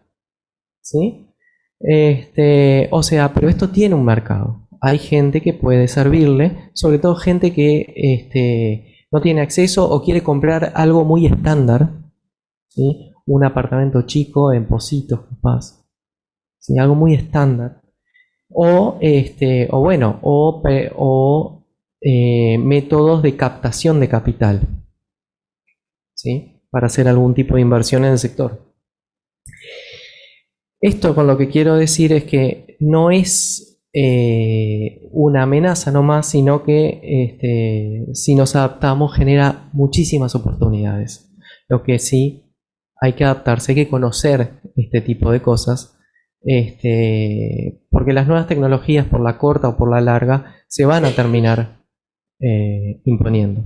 De hecho, hoy por hoy tenemos una ley en el Parlamento que va en este sentido, que bueno, ahí dejamos a la doctora, después le tiro el paro. Así que bueno, muchas gracias. Continuando con las exposiciones de los dos profesionales, Federico y Fernando, Mujeres Real Estate Uruguay, hoy convocando, digamos, a esta reunión entre todos nosotros aquí y los que están por Zoom. Obviamente, Mujeres Real Estate Uruguay lo que pretende, de alguna manera, es visualizar el rol de la mujer dentro del campo inmobiliario, dentro de esta cadena de valor del real estate. Hoy tiene también el honor de presentar a la doctora Sandra Garín. Ella es abogada, egresada de la Universidad de la República, la UDELAR. Su área en la que se ha distinguido ha sido el derecho, el área del derecho, y si bien la carrera de abogacía es esencialmente humanística, sin embargo ella también ha incursionado por un tema de afinidad en tanto el campo científico y tecnológico. Así que la doctora Sandra Garín es asesora hoy de proyectos implementados con tecnologías de DLT. Con muchísimo gusto la recibimos. Bueno, como todos, un agradecimiento por la invitación, especialmente a Michelle, que fuimos compañeras de facultad. Es un gusto volver a encontrarnos ya recibidas y luchando en la carrera. Y un gusto compartir en esta prestigiosa universidad algunas reflexiones sobre, bueno, todo lo que se vino hablando desde el marco jurídico. Ya que estamos cerca del Mundial, vamos a usar una jerga futbolística. Voy a tratar de cabecear todos los centros que me fueron dejando mis compañeros de la forma más amable y amena posible, porque al ser la última con los temas jurídicos, me imagino que ya estarán todos un poco cansados con la tecnología y el financiero y encima ahora jurídico. Entonces, bueno, hagan que escuchen y cualquier cosa después me escriben. Lo primero que tenemos que ver y que distingue a esta tecnología de otras, pero de forma similar a Internet, es que es una tecnología que nació para interactuar con otras personas. Eso la distingue de cualquier otro sistema de información que lo que hace es integrarse a la interna de una organización. Entonces, posiblemente, si nosotros vamos a modernizar nuestros sistemas, etcétera, no vayamos a tener que hacer un análisis jurídico capaz que tan profundo, puesto que es solamente para nosotros. Sin embargo, con Internet y así como con blockchain, pasa que nació para poner en contacto a personas. Y todo relacionamiento humano potencialmente es objeto de regulación. Todas nuestras relaciones están reguladas. Nosotros nacemos, desde que estamos concebidos estamos regulados prácticamente, y desde el momento del nacimiento es clara la regulación porque nos registran, nos ponen un número, un nombre, y nacemos a la vida en sociedad sumamente regulados. El otro día hubo una discusión en Twitter de alguien que quería derogar el Código General del Proceso porque le parecía mucha regulación. Imagínense cuando entren al Banco Central. Van a querer derogar todas las recopilaciones de normas. Y como veníamos viendo, esta tecnología dio lugar tanto a que se generan nuevos modelos, como es el caso de Bitcoin, algo que no existía como así antes. Si bien toda la tecnología en la que se basa ya existía, ese funcionamiento no existía y es algo totalmente nuevo. Pero también, como señalaban mis colegas de panel, tiene la potencialidad de ser disruptivo de modelos ya existentes.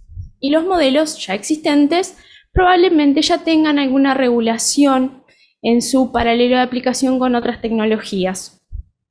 Entonces, a nivel regulatorio surgen dos desafíos. Uno, ver si los nuevos modelos necesitan o no alguna regulación. Y otra, ver cómo se aplica, si se debe aplicar la regulación existente en los modelos ya regulados. Y en eso ha venido todo el mundo a tratar de comprender el fenómeno en las dos vertientes. Y acá, por citarles algunos nomás en lo que tiene que ver con lo regulatorio. A nivel técnico vemos también las organizaciones internacionales que están estandarizando como ISO o como ITU, etcétera.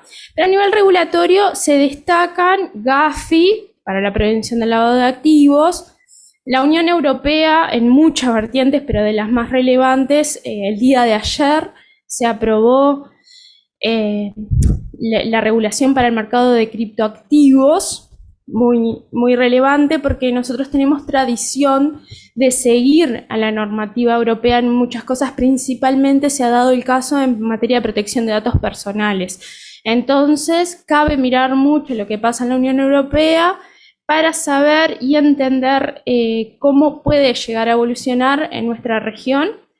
Lo mismo Gafi. Las directivas del Grupo de Acción Financiera tienen además la particularidad que sí, que deben ser interiorizadas en los estados, pero suelen tomarse como estándares incluso cuando hay falta de regulación. Y esto es una práctica que, si bien no está amparada por ninguna normativa, porque en sí nosotros tenemos la obligación de aplicar el marco regulatorio que nos es aplicable. Por ejemplo, en estos días pasados fueron las jornadas de Derecho Banco Centralista y se destacó que los oficiales de cumplimiento tienen la obligación de contemplar normativa global, regional y nacional en materia de protección de lavados de activos. Entonces es algo que hay que estar mirando aunque no lo tengamos interiorizado. La OCDE, el Banco Internacional de Pagos, viene vigilando, como decíamos, los activos que son emitidos por bancos centrales, pero también los que pueden afectar potencialmente el sistema de pagos. Y a nivel nacional tenemos recientemente, estos otros organismos vienen trabajando desde hace mucho tiempo, el caso de Gafi desde 2014 prácticamente, pero a nivel nacional nuestro país tomó unas medidas muy cauteloso, fue muy cauteloso al respecto, se tomó el trabajo de estudiar, entender bien la normativa y hoy viene sacando cosas que hacen ver que verdaderamente se está entendiendo el fenómeno. Y a nivel regional nosotros estamos como en un medio de países donde estamos entendiendo y tratando de regular, pero después también hay dos extremos claros, por ejemplo Bolivia por un lado que prohibió cualquier operación con criptomonedas por no considerarlas emitidas por ninguna entidad autorizada, etcétera. Esta prohibición creo que está desde 2014, aunque fue reiterada en 2020. Y por el otro extremo está El Salvador, que reconoció a Bitcoin como moneda de curso legal. Entre esos dos extremos están el resto de los países mirando, bueno, cómo se va a regular, poniendo énfasis en la prevención del lavado de activos y en temas tributarios. A nivel jurídico, ¿qué pasa con la tecnología? Está todo bien con la tecnología, se reconoce como una tecnología más, tenemos tradición de seguridad jurídica al respecto de la regulación y también de regular con un faro guía que es el principio de neutralidad tecnológica. ¿Esto qué significa? Se regulan funcionalidades independientemente de con qué tecnología esté implementada. Por lo que, para los proyectos que mencionaron mis colegas o los que ustedes estén interesados en desarrollar, independientemente de sobre qué registro están utilizando la información, hay que ver la funcionalidad. Y eso nos va a dar la situación de hecho que pueda estar enmarcada en una normativa o no. La discusión sobre el dinero que fue referenciada es muy apasionante. Yo entré a estudiar ya por 2015 este tema porque soy nerd, digamos, me gusta la tecnología. Soy una ingeniera frustrada en el cuerpo de una abogada. Soy transingeniera. Pero ahí descubrí que era muy ignorante sobre el dinero, sobre cómo funciona, sobre el mercado de valores, y agradezco a esta tecnología que me llevó a estudiar muchas cosas más de interés.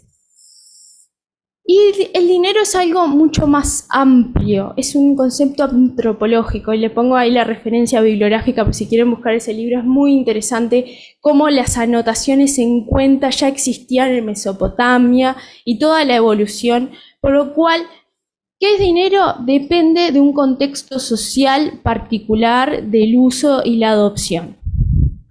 Y este otro documento que es muy interesante es cómo funciona nuestro sistema, la mecánica del dinero que tenemos ahora, el sistema de reserva fraccionaria, etc.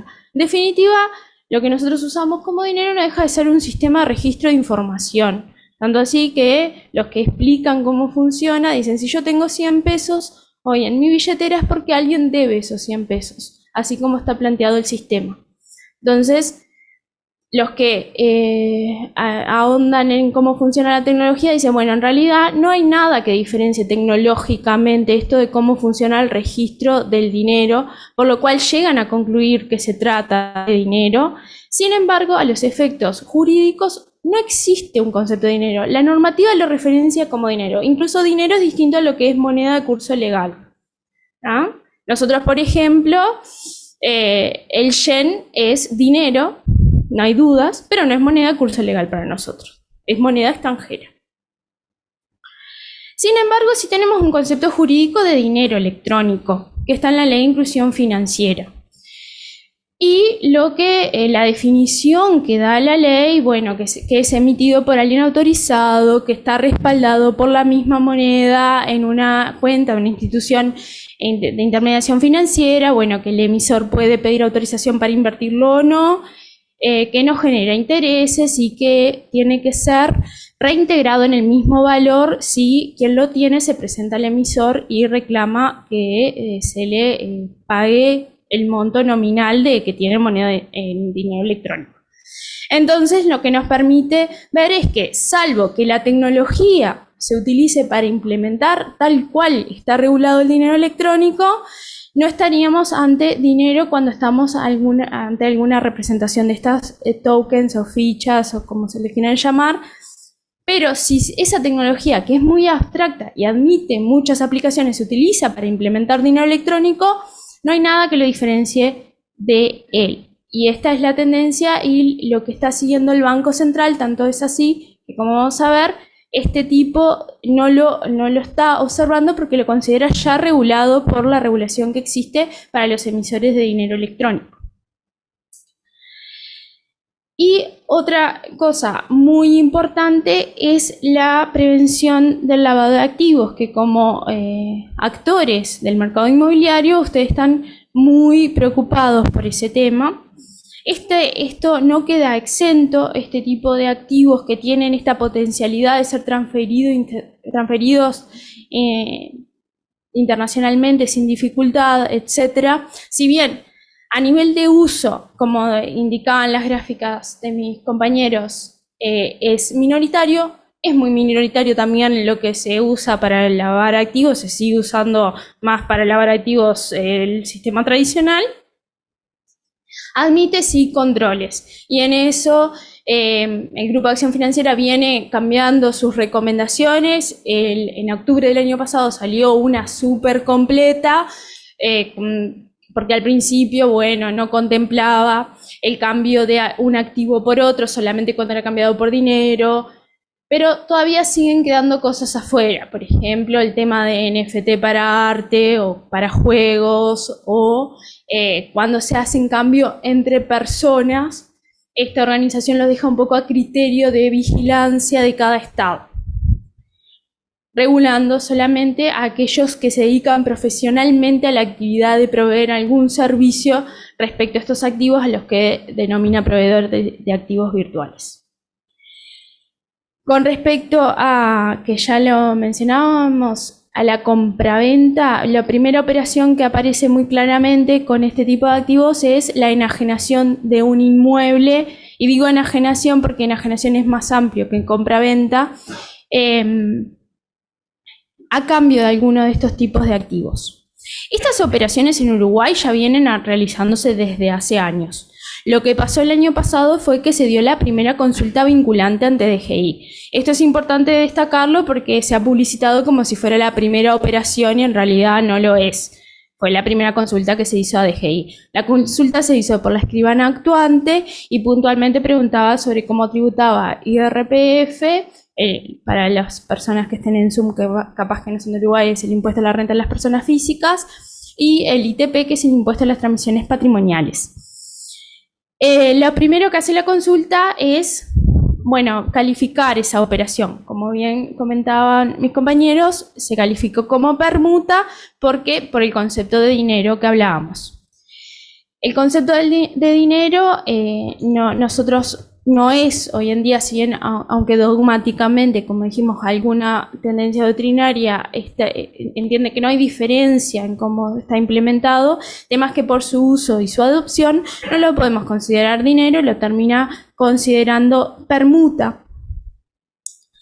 Y porque en este caso la enajenación fue el inmueble por el total del valor que se consideró el inmueble en una criptomoneda que después, hablando con la escribana, presentó, me enteré que era una criptomoneda estable, etcétera. Pero según lo establecido en el Código Civil, solamente se considera compra-venta cuando el cambio es del inmueble por dinero. Y dice dinero, así, en sentido amplio. O también cuando, si bien se cambia por otra cosa, la mayor parte de la integración del precio es dinero. Entonces, en este caso, cuando la integración sea mayor en algún tipo de token de estos, se va a considerar permuta. Y recientemente, respecto al valor del inmueble para el pago de los impuestos, lo que sucedió fue que hubo un nuevo decreto, el 290 del 2002, de 19 de septiembre, que permite que las permutas realizadas luego del 1 de octubre del 2022 se considere como valor del inmueble el valor que las partes ponen en el contrato.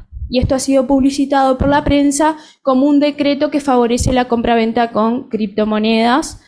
En realidad, bueno, eso es una interpretación, en realidad, para cualquier tipo de permuta. Otra cosa interesante que comentaron y que estaba dentro de las preguntas en este tipo de operaciones es, bueno, ¿qué medidas hay que tomar concretamente para hacer un cambio de estos?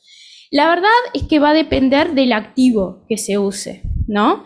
Porque no va a ser lo mismo usar Bitcoin en una billetera descentralizada, no custodiada, como explicaban, que usar Bitcoin en una billetera custodiada, que usar una stablecoin, una moneda estable de otra red. Lo que nosotros vamos a tener que saber es entender cómo funciona ese activo para saber las medidas que tenemos que tomar. Por ejemplo, si es Bitcoin y se va a operar directamente con la red, es decir, con una billetera que tenga una dirección y opero en los registros de la red directamente, va a convenir hacer la operación, pero además esperar por lo menos que se cierren 6 bloques luego de la operación, lo que nos va a dar la seguridad que no va a haber lo que se llama fork, que son divisiones momentáneas de la red hasta que se genera el consenso de qué red vale, para estar seguros de que la operación quedó registrada e inmutable. También se pueden tomar otras medidas, por ejemplo, aumentar la comisión al minero que va a agregar esa transacción. Los que minan, que construyen la red, como bien explicaban, cobran por construir la red, la recompensa que les da la propia red, pero también cobran fees por transacción y esos fees son voluntarios. Entonces, no es lo mismo si yo voy a transferir $20, que bueno, que no voy a pagar, cuál es el incentivo yo tengo para que esa transacción quede inmediatamente, que si yo voy a transferir un valor equivalente, por ejemplo, a $100.000, que es una casa, bueno, incentivar al minero a que tome esa transacción, porque técnicamente, bueno, las transacciones quedan como en un limbo y ahí los mineros las van agregando a los bloques. Entonces, esa es otra medida que se puede tomar. Sin embargo, si voy a estar usando unas billeteras, por ejemplo, supónganse que tanto comprador y vendedor tienen cuenta en un exchange, como podría ser, bueno, Binance, Ripio, etcétera. En ese caso, como la operación se hace interno en los saldos del exchange, no hay que esperar nada, o sea, lo hace el propio, la propia empresa hace ese cambio. ¿Se entiende? Otra cosa es, ¿hay que hacer controles de lavado de activos o no? No hay nada previsto para activos virtuales. Hay para las operaciones inmobiliarias cuando son con dinero, que bueno, que incluso está la excepción luego de la ley de inclusión financiera, de la ley de urgente consideración, de hacer unos controles menos rígidos cuando ya se intervino una institución de intermediación financiera, porque se supone que ya hizo esos controles. Lo cierto es que para activos virtuales hoy en día no tenemos ninguna norma concreta. Sin embargo, el consejo es hacer los controles correspondientes, porque ya nos dice Gafi que cuando operamos con activos virtuales igualmente hay que hacer los controles.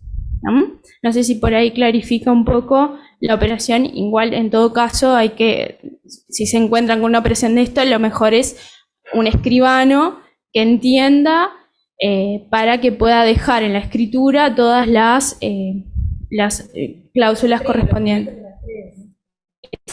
Bueno, con el control de lavado de activos pasa una cosa muy interesante, porque todas estas herramientas de analítica que comentaban mis compañeros permiten rastrear las operaciones para siempre.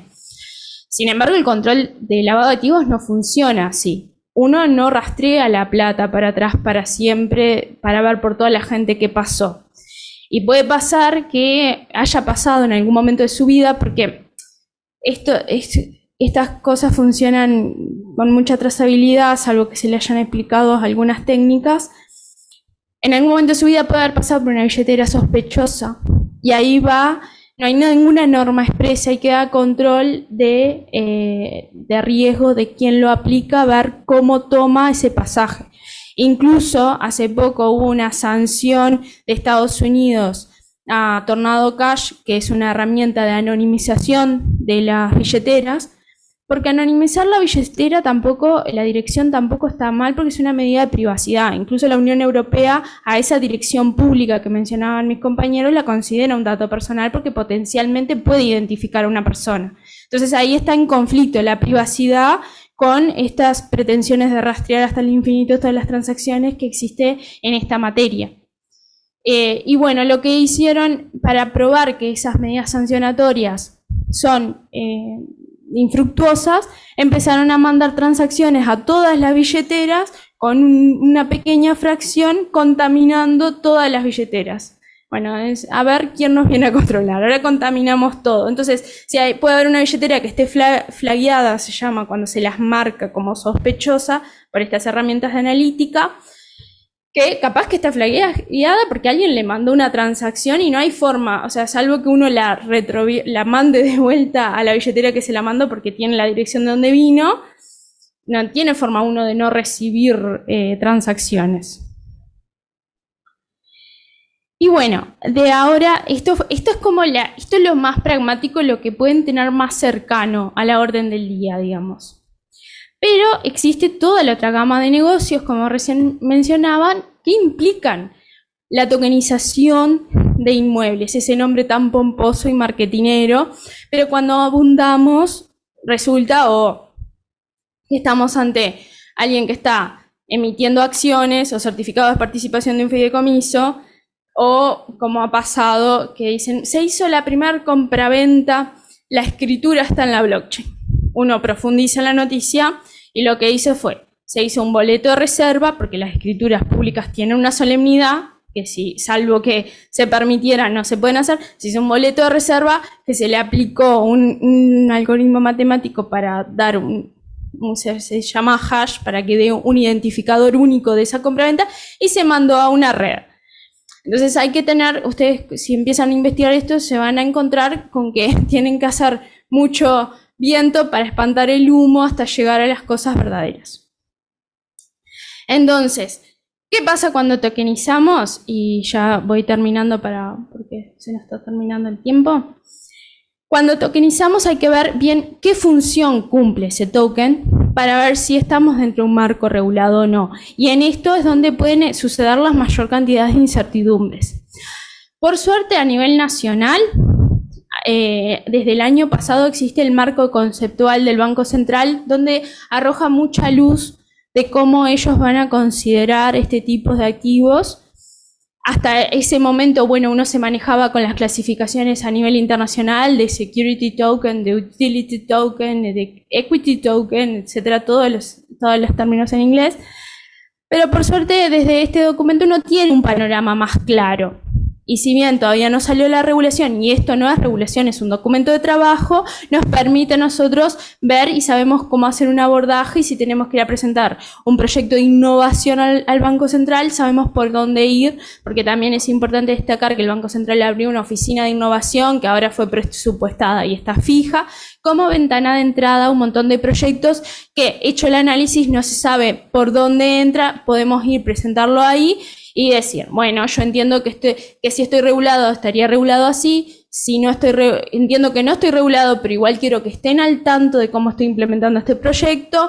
Es una ventana para una flexibilidad, y si nosotros no tenemos regulado ningún sandbox, que son esas pruebas de conceptos que se hacen con los proyectos, esto permite hacerse un auto sandbox, es decir, ir al banco y decir, bueno, yo quiero hacer esto, entiendo que puede haber algún punto de contacto con la normativa por acá, pero que no me aplica completamente por allá, etc. Y acá, bueno, tenemos los activos virtuales valores, que son los que van a ser considerados un valor según la normativa uruguaya. Y acá es importante porque a veces, con esto de que casi todo lo que se puede estudiar sobre el tema es del exterior, a veces en alguna conferencia ustedes pueden encontrar referencias a la definición de valor de Estados Unidos, que es un poco distinta a la que tenemos acá. Bueno, el Banco Central aparentemente en principio no va a modificar la definición de valor que nosotros tenemos, ni la regulación, entonces estos serían los tokens que cumplen una función parecida a la que nosotros ya tenemos reguladas para los valores. En los activos virtuales de utilidad son, por ejemplo, los que comentaban de los fund tokens. O me arriesgo a calificar, sin que esto sea asesoramiento jurídico, por si la gente del proyecto está escuchando, los tokens de la reserva natural que permiten el acceso a un servicio, también podrían considerarse de utilidad. En este banco, una cosa que me faltó aclarar, estas definiciones del banco están hechas para que el banco pueda definir su perímetro regulatorio, por lo cual hay un montón de tokens que ellos no están considerando, ni los de identidad, ni otros que puedan surgir que no estén dentro de los que ellos definen.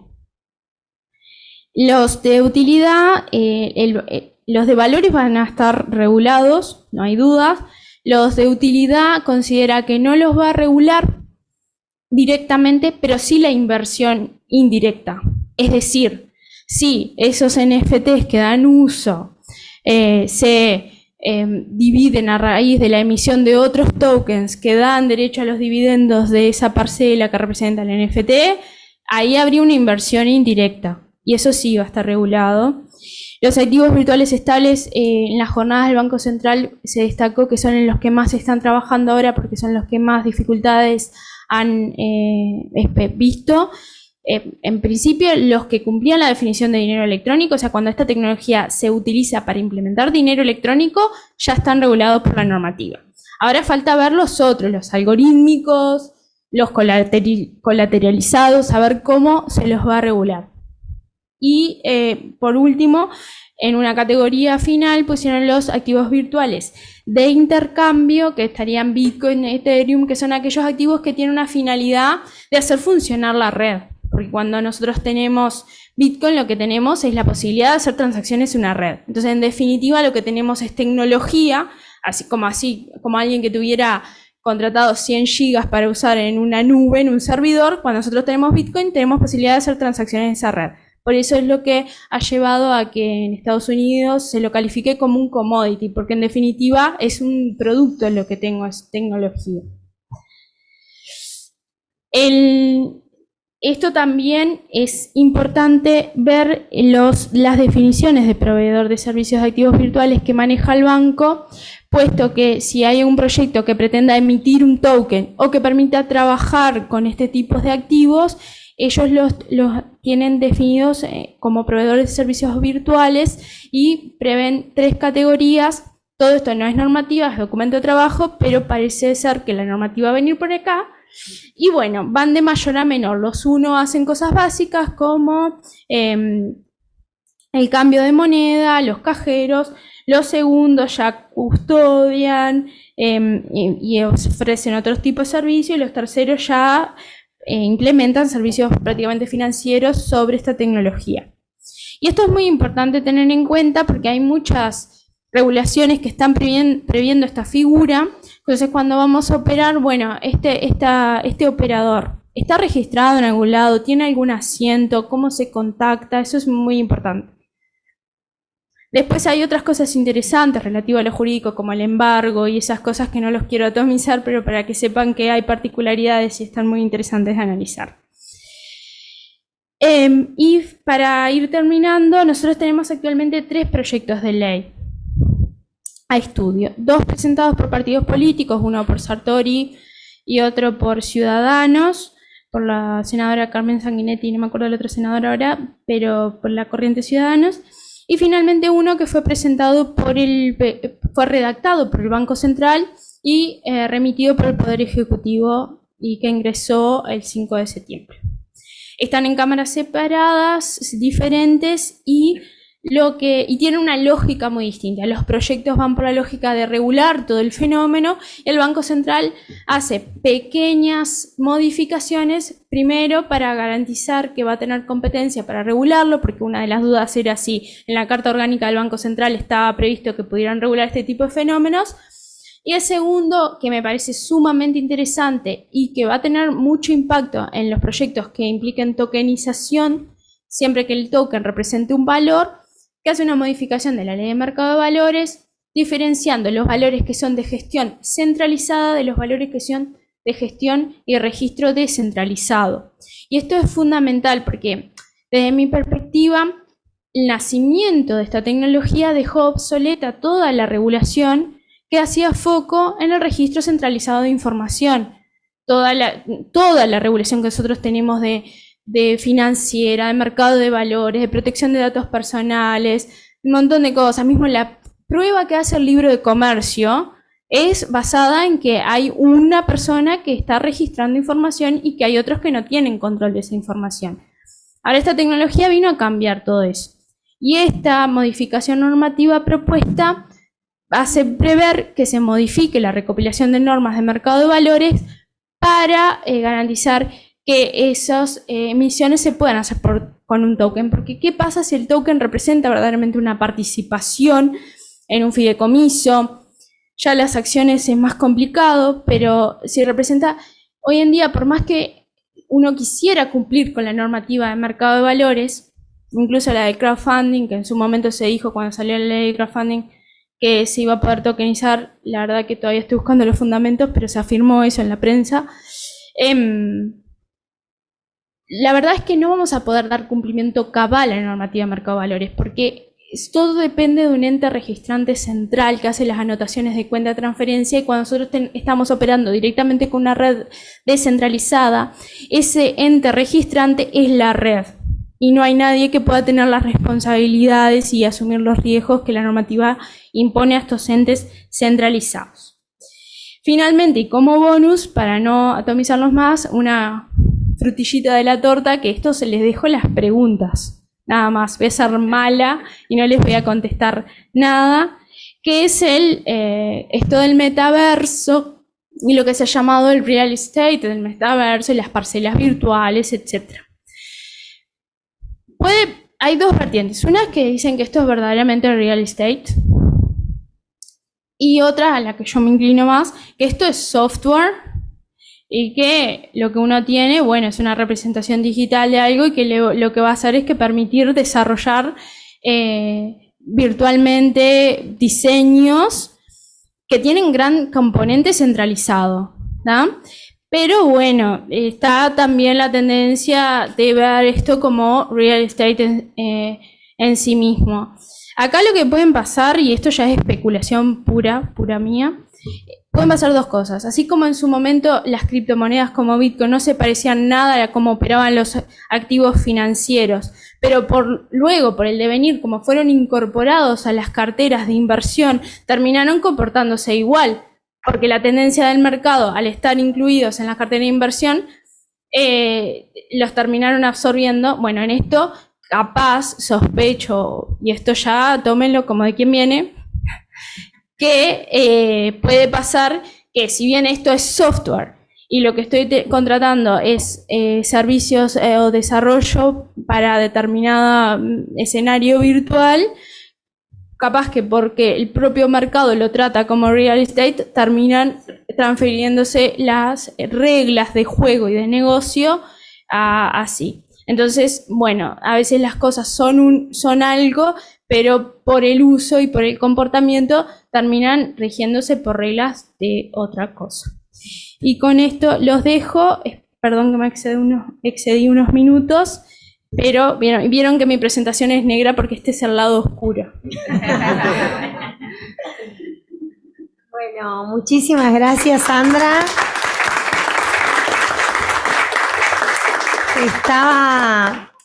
Primero quiero decir algo, después voy a abrir la ronda de preguntas.